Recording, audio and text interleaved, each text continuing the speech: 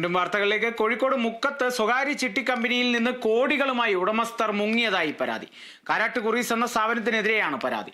വ്യാപാരികളും സ്ത്രീകളും അടക്കം നിരവധി ആളുകൾ മുക്കം പോലീസ് സ്റ്റേഷനിലെത്തി. ഗ്രൂപ്പ് നമ്മൾ റിമൂവ് ചെയ്ത് എന്നിട്ട് ഇവരെ ഫോൺ സ്വിച്ച് ഓഫ് ആക്കി അതിന് സ്റ്റാഫുകളെല്ലാവരും പുള്ളിക്കാരുടെ വീട്ടിൽ പോയിട്ടുണ്ടായിരുന്നു. പുള്ളി അവിടെയൊന്നും ഇല്ല.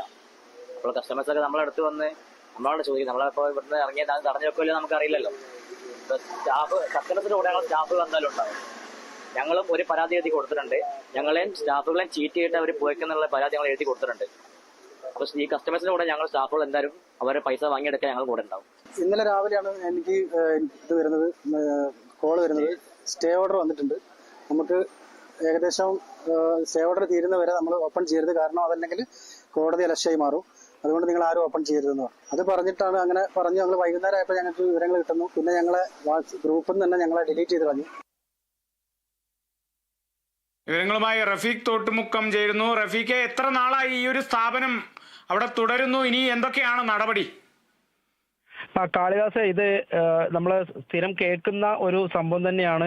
കാരണം ഒരു ചിട്ടി കമ്പനി തുടങ്ങുന്നു, പൊട്ടുന്നു, നിരവധി ആളുകൾ കുടുങ്ങുന്നു. ഇത് സ്ഥിരമായിട്ട് നമ്മൾ കേൾക്കുന്നതാണെങ്കിലും ഇത് കുറച്ച് വലിയ ഒരു തട്ടിപ്പാണെന്നാണ് നമ്മൾ മനസ്സിലാക്കുന്നത്. കാരണം ഏതാണ്ട് കോടികളുടെ ഒരു തട്ടിപ്പാണ് ഇത് നടന്നിട്ടുള്ളത്. കാരണം മുക്കം ബ്രാഞ്ചിൽ മാത്രം 800ഓളം ഉപഭോക്താക്കളാണ് ചിട്ടികളിലായിട്ട് ഉള്ളത്.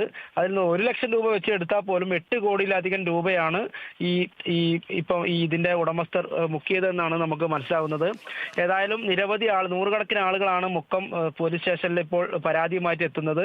ഇന്നലെ വരെ അവർ ഓരോ ദിവസം ചെക്ക് കൊടുക്കുന്നു, മടങ്ങുന്നു, പലർക്കും വാഗ്ദാനങ്ങൾ കൊടുക്കുന്നു, മടങ്ങുന്നു.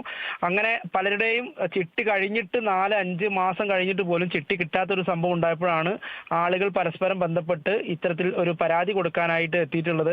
ഏതായാലും വലിയൊരു തട്ടിപ്പാണ് ഇപ്പോൾ നടന്നിരിക്കുന്നതെന്നാണ് നമ്മൾ മനസ്സിലാക്കുന്നത്. കേരളത്തിൽ ഇവർക്ക് 5 ജില്ലകളിലായിട്ട് ഏതാണ്ട് 14ഓളം ബ്രാഞ്ചുകളാണ് ഇവർക്കുള്ളത്. ഈ 14 ബ്രാഞ്ചുകളും ഒറ്റയടിക്ക് ഇന്നലെ മുതൽ അടച്ചിട്ടിരിക്കുന്ന ഒരു അവസ്ഥയിലാണുള്ളത്. നിലവിൽ ഇവിടുത്തെ ഈ സ്റ്റാഫുകളുടെ ഗ്രൂപ്പ് പോലും സ്റ്റാഫുകൾക്കുള്ള ഗ്രൂപ്പ് പോലും അവർ ഡിലീറ്റ് ചെയ്ത അവസ്ഥയിലാണുള്ളത്. അതുകൊണ്ട് തന്നെ സ്റ്റാഫുകൾ ഈ മാനേജ്മെന്റിന്, അതായത് ഇതിന്റെ MD-ക്കെതിരെയും ഈ സ്ഥാപന ഉടമകൾക്കെതിരെയും അവരും പരാതി കൊടുത്തിട്ടുണ്ട്.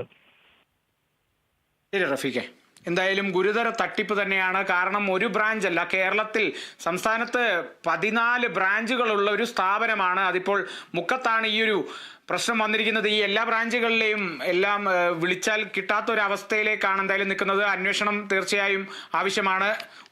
അധികൃതർ അതിനെ സംബന്ധിച്ചുള്ള അന്വേഷണങ്ങൾ മുന്നോട്ട് കൊണ്ടുപോകും എന്ന് തന്നെയാണ് കരുതുന്നത്. വിവരങ്ങളാണ് റഫീഖ് തോട്ടുമുക്കം നൽകിയത്. ലഹരി കേസിലെ തൊണ്ടിമുതലിൽ കൃത്രിമം നടത്തിയെന്ന കേസിൽ മുൻ മന്ത്രിയും ജനാധിപത്യ കേരള കോൺഗ്രസ് നേതാവുമായ ആന്റണി രാജുവിന് തിരിച്ചടി.